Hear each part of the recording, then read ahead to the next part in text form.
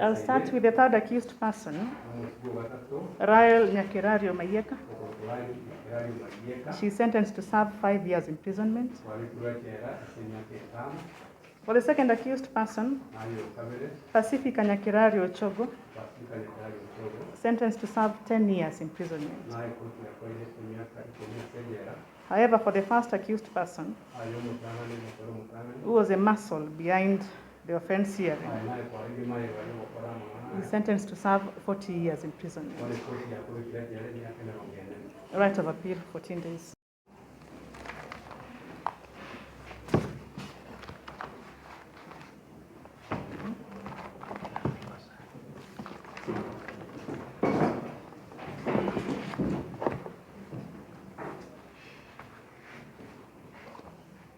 Allow me to mention this matter to give a date.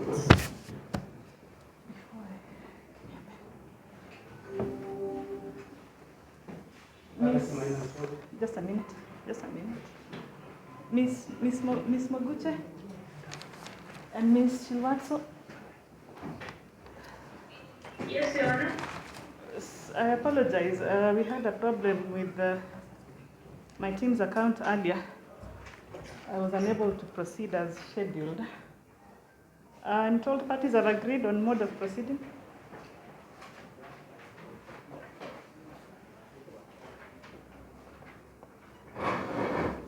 Ms. Shilwatso? Yes, Your Honor. We had agreed that we take out the matter. Considering that our witnesses have since left our offices, we can have another hearing date.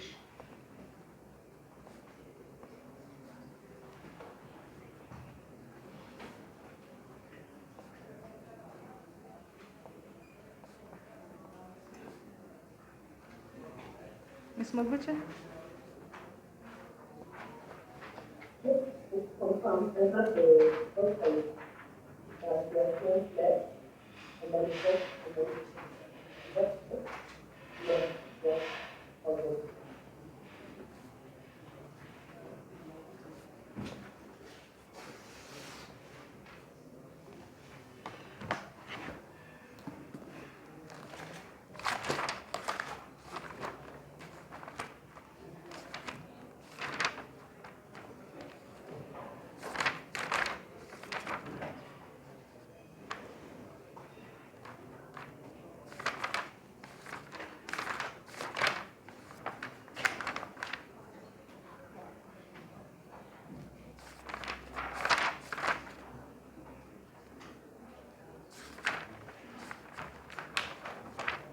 Cancels the 25th of September to 5.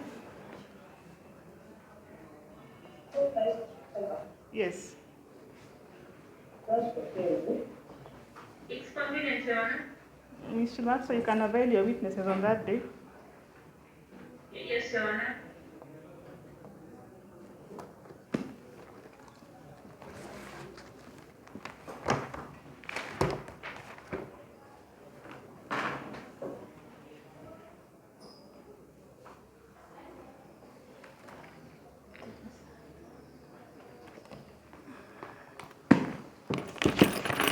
Alex, Pacifica. Right.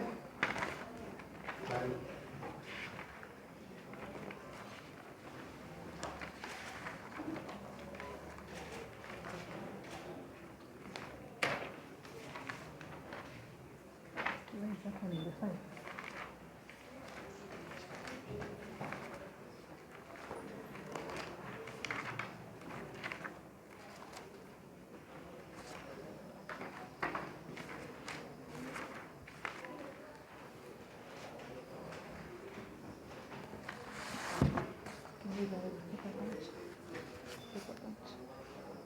Paper punch.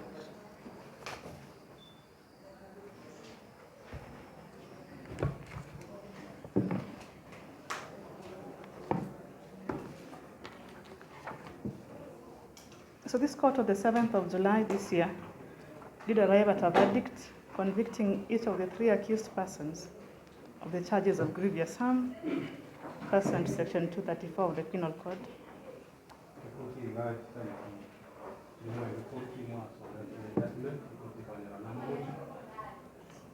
The matter is now scheduled for sentencing. This is after the sentence hearing that was conducted in the presence of counsels for the prosecution, for the victim, and counsel for the defense.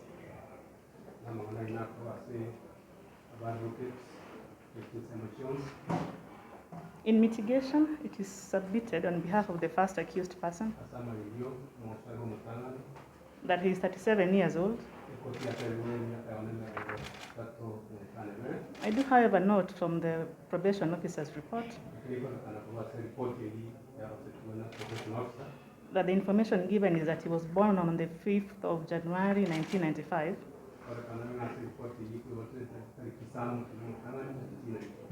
And therefore is 27 years old. I don't know which version is true, if he's lying now or if he lied to the probation officer. The second accused person is said to be 51 years old, while the third is said to be 80 years old. They're all said to be first offenders with no official previous criminal records filed in court.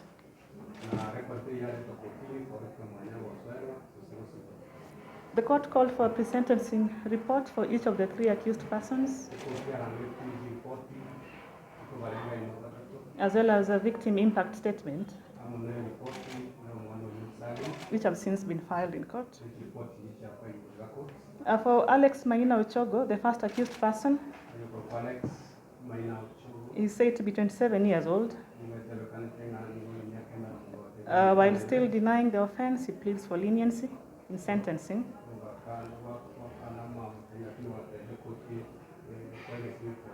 The community views him as a pathological liar,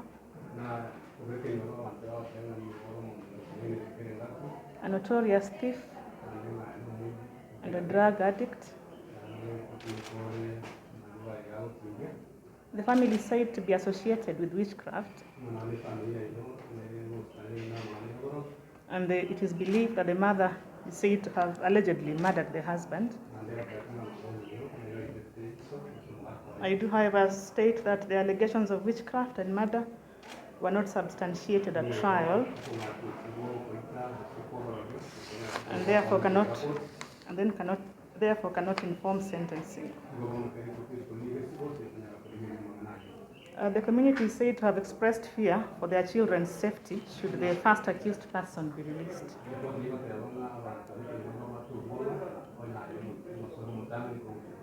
He is said to have dropped out in class 2, whereas the accused is said to be a thief. There is no evidence of previous convictions. The community maintains hostility towards the first accused person and have threatened to lynch him should he be released. There are therefore security concerns should the first accused persons be released. However, this cannot form a basis of sentencing. The probation officer is hesitant to recommend a non-custodial sentence.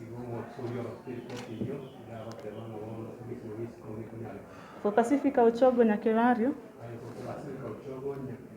she said to have dropped out of school at class number 3, and that she had poor parental upbringing. She has 10 children from 2 different marriages, is a peasant farmer and a casual laborer. It is said that her family members have not engaged her since her arrest in December last year.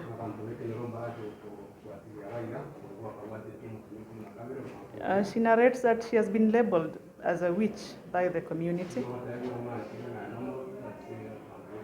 She is a widow and is said to be addicted to alcohol. Her family considers her as troublesome, violent, and abusive. Similarly, the community has threatened to lynch her in case of her release. And due to the negative perception in the community, the probation officer recommends a custodial sentence. For the third accused person, Royal Nyakirario Mayeka, she is 80 years old, a widow with 4 children. The community attitude towards her is said to be positive, save for the fact that she engages in excessive alcohol and drug abuse. The prosecution has asked the court to make reference to the principles and objectives outlined in the judiciary sentencing policy guidelines. At page 15 thereof, paragraph 4.1, the sentences are imposed to meet the following objectives. Retribution, that is to punish the offender for his or her criminal conduct in a just manner. Deterrence, to deter the offender from committing a similar offense subsequently, as well as to discourage other people from committing similar offenses. Rehabilitation, to enable the offender reform from his criminal disposition and become a law-abiding person. Restorative justice, to address the needs arising from criminal conduct such as loss and damages. Community protection, to protect the community by incapacitating the offender. Denunciation, to communicate the community's condemnation of the criminal conduct. The sentencing policy states at paragraph 4.2 that when carrying out sentencing, all these objectives are geared to in totality, and though in some instances, some of the sentences may be in conflict. The policy also sets out the principles of sentencing as proportionality, equality, accountability, participation, respect for human rights, and adherence to domestic and international law. The prosecution submits that the offense hearing calls for a sentence that is proportionate to the consequence of the offense, which is maim and total blindness. They call for a deterrent sentence considering the aggravating circumstances of this offense. This is to say that the offenders committed the offense using a dangerous weapon,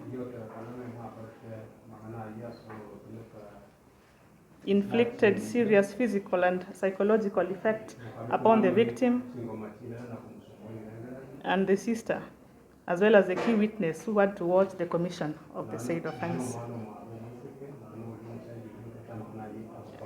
The offense also targeted a 3-year-old child who is a vulnerable person without any provocation. The offense having been committed by family members who abused their position of care and trust.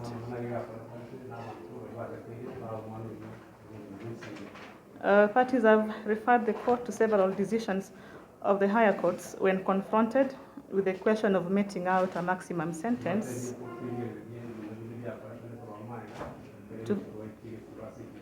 to first offenders in instances where there are aggravating circumstances. Both the defense and the prosecution have cited the recent Court of Appeal decision in Julius Kitsao Manyeso versus Republic, which is a Malindi Appeal number 12 of 2021, where the court addressed the issue of life sentences.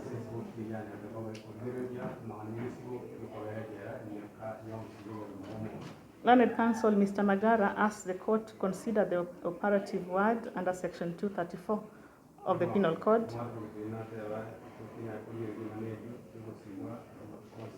which uses the word liable, which cannot be considered in a mandatory sense. I'm waiting for you to translate, or you're done.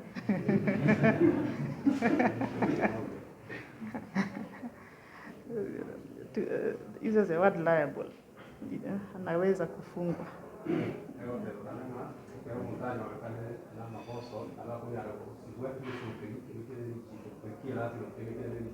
Mr. Magara asked the court to consider a lenient sentence for the 3 accused persons that will ensure that the accused persons are rehabilitated, considering their respective ages, their poor family background, and the fact that a harsh sentence would be akin to wiping out an entire generation from the grandmother to the grandson.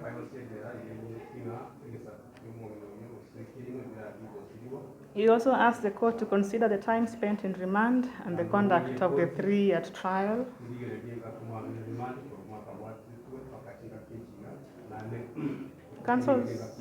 Council's watching brief for the county government of Kisii, the Law Society of Kenya, and the victim, Mr. Morara, Ms. Ndukire, and Ms. Biaki, all echo the sentiments of Mr. Kaino for the state and call for a stiff and deterrent sentence, considering that the child will never see again. They urge the court to sound a loud sentence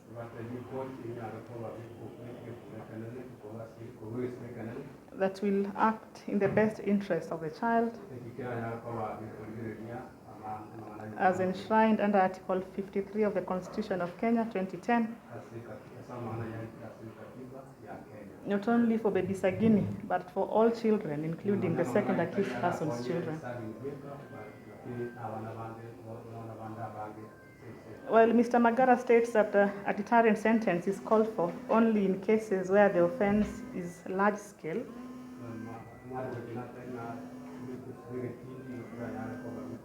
and common, Ms. Biaki is of the view that the peculiarity of a child's eyes being gouged out is an offense that should not be heard of again, and therefore the need for a deterrent sentence. I have taken into consideration the submissions offered by counsels, which were indeed insightful and of assistance to the court. I also take into consideration the detailed pre-sentencing reports, together with the social inquiry reports filed by the probation office. This court sat through trial and therefore understands the nature and circumstances of this matter. Section 234 of the Penal Code provides as follows: any person who unlawfully does grievous harm to another is guilty of a felony and is liable to imprisonment for life. The Court of Appeal in Julius Kitsao Manyeso versus Republic recently pronounced itself as follows: we recognize that although the judiciary released policy guidelines in 2016,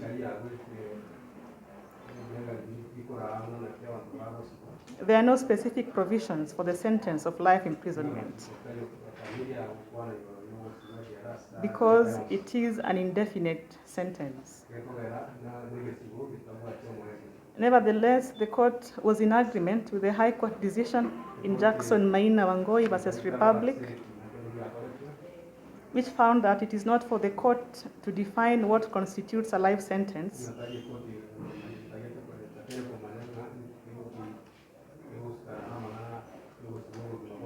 or what number of years must be first served by a prisoner on life sentence before they are considered on parole. The court held that this is a function within the realm of the legislature. The court acknowledged that in Kenya and internationally, sentence should not only be used for retribution, but should be used for rehabilitation of the prisoner, as well as the protection of civilians who may be harmed by some prisoners. The court held that a life sentence should not necessarily mean the natural life of the prisoner, but it could also mean a certain minimum or maximum to be set by the relevant judicial officer along established parameters of criminal responsibility. The court's reasoning was in recognition of Article number 2, Sub-Article 6 of the Constitution, which provides that any treaty or convention ratified by Kenya shall form part of the law of Kenya under this Constitution. Kenya ratified the International Convention on Civil and Political Rights of 1966 in the year 1972. Article 10, Sub-Article 3 thereof provides that the criminal system shall comprise treatment of prisoners, the essential aim of which shall be their reformation and social rehabilitation. In that decision, the Court of Appeal proceeded to substitute a life imprisonment sentence with a 40-year sentence.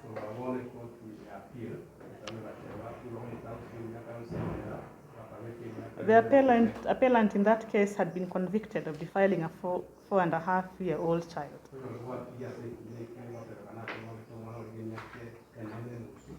In construction of the word liable to, the court in Kichanjele versus Republic held that the wording shall be liable to does not mean that the sentence mentioned in any particular section in which these words occur is merely a maximum, and the court may impose any lesser sentence below the limit indicated. And therefore, in my view, it is my view that the use of the word shall be liable to life imprisonment as prescribed under Section 234 of the Penal Code gives room for exercise of judicial discretion in sentencing. So, taking into account all that has been said above, what would be the appropriate sentence in the circumstances?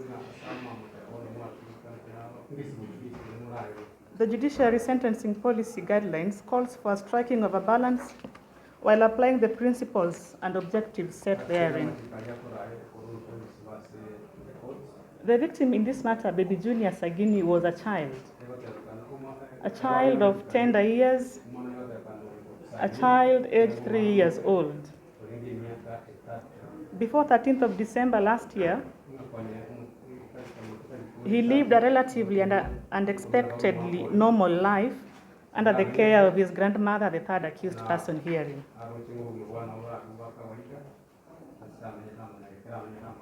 However, the events of 13th of December last year will forever be etched in his mind,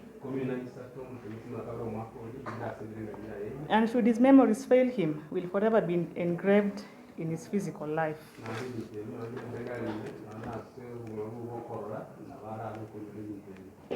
This is because he lost his eyes. He lost both eyes and was declared permanently blind. This was a life-changing event, not only for the child, but for the family and the community at large. The physical and emotional pain, when felt by the community and the society and the family, was surely felt most by the minor, a 3-year-old child. I seriously believe that this is a fact that cannot be wished away. This child remains blind, rendered blind by the actions of the 3 accused persons here. The court has seriously grappled with the question of what would be an appropriate sentence in the circumstances. Both parties agree, and I do agree as well, that this was a first of a kind case. It had been unheard of before the 13th of December last year to have one's eyes, let alone a child's eyes, gouged out. Gouged out without provocation, without good cause, in the hands of family members. Surely such a heinous act calls for a deterrent sentence.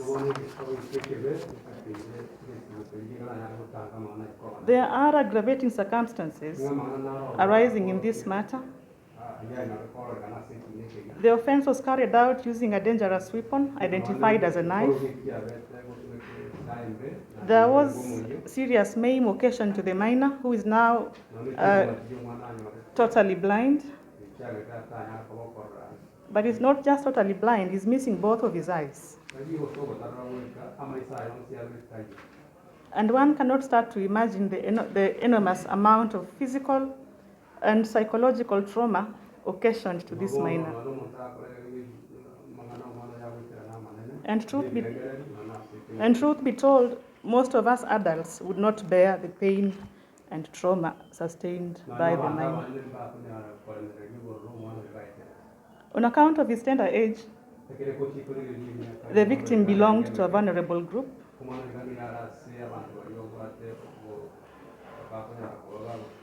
The offense was committed in a highly inhuman and grossly degrading circumstances. It was quite a sad and unfortunate incident whose actors surely must be punished. I have taken further into consideration the sentiments of the victim, baby Junior Sagini. This child is now 4 years old. He has undergone treatment for the injuries sustained. It is said that he will need to learn a totally new way of life, different from other children due to his current incapacitation.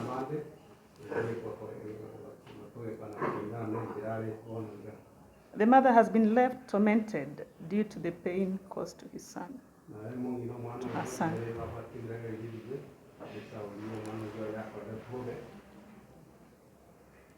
A condition that cannot be reversed.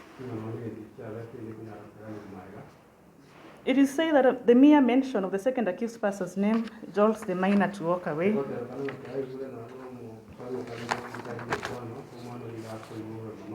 And this family cries for justice. So the minor will require an aid throughout his life. He will need to attend a special school and depend on specialized equipment for the blind. It is said in the report that he cannot pursue particular professions in future as he cannot see. For me, I think this is purely tragic. The effects of the actions of the 3 accused persons are grave, to say the least. the consequences of their actions severe. There is not enough that this court can do to restore the victim to his previous condition before the tragic events of 13th of December last year.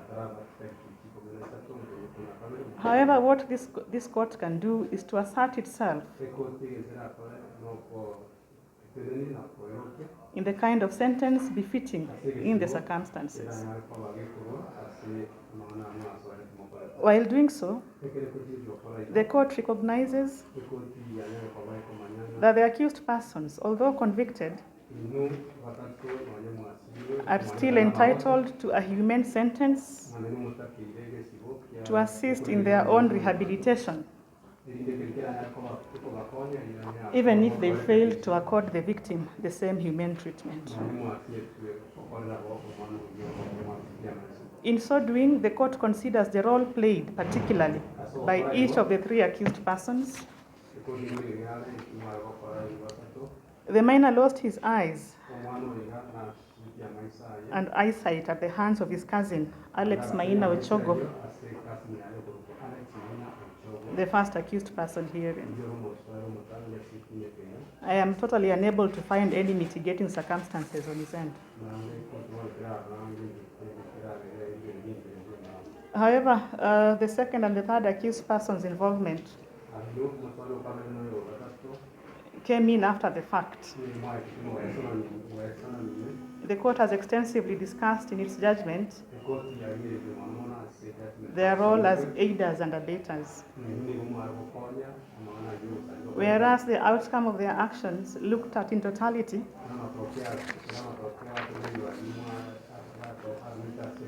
arrives at the same result. They had a limited role in the commission and participation of the offense herein, and I believe this should be taken into consideration. I also consider the community attitude and the pre-sentencing report, which remains unfavorable towards the second accused person.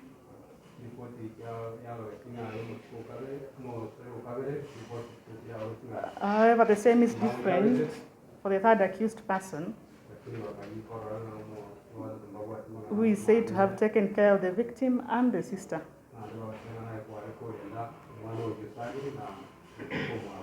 while the mothers have struggled to make ends meet away from home. I also take into account that the second and the third, are senior citizens aged 51 and 80 years. And in doing so, and taking into consideration the discourse above,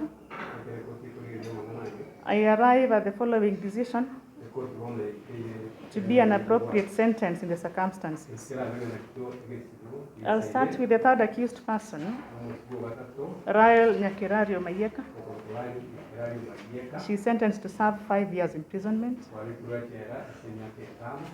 For the second accused person, Pacifica Nyakirario Ochogo, sentenced to serve 10 years imprisonment. However, for the first accused person, who was a muscle behind the offense hearing, he sentenced to serve 40 years imprisonment.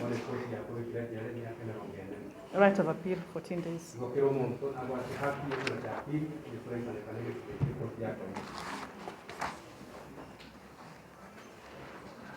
Are there any outstanding issues?